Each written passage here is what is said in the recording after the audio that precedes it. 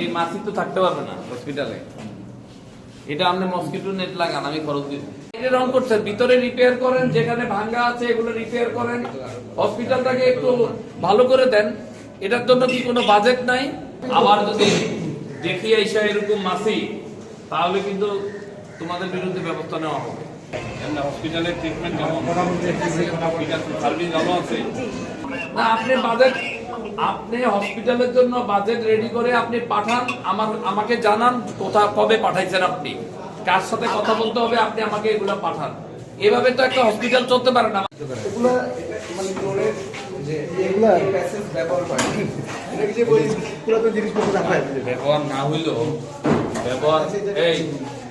ব্যবহার না হইলেও আপনার এই অবস্থা তো থাকতে পারে না, এটা হসপিটাল।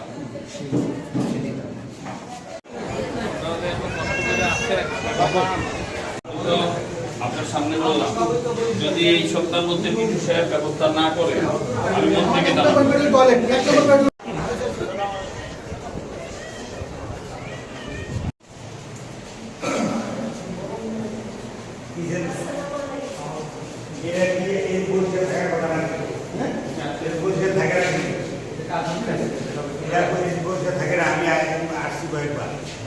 আজকে চলে না, বাকিগুলো চলে না, ছাড়ো না কেন? এখানে লাইট নাই, এখানে লাইট নেই।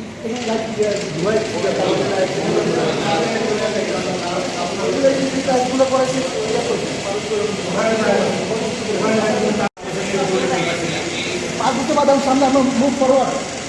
এই জালের বাবুটিকে তুমি একটু তুমি কি রান্না করো?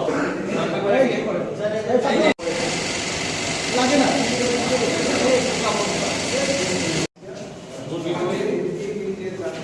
দেখাও না।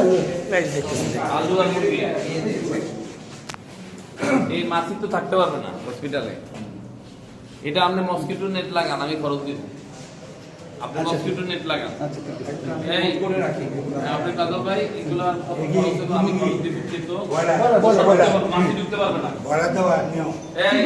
মাহমুদদেরকে বলে যাই, আবার যদি দেখি আইসা এরকম মাছি, তাহলে কিন্তু তোমাদের বিরুদ্ধে ব্যবস্থা নেওয়া হবে। সবাই আসি আমরা সেবা পাওয়ার জন্য, এবং এখানে যারা থাকবে তারা সেবা দিবে। যদি আপনাদের নাম বলতে অসুবিধা হয়, এখানে সবার সামনে আমাদের আলাদাভাবে নাম বলতে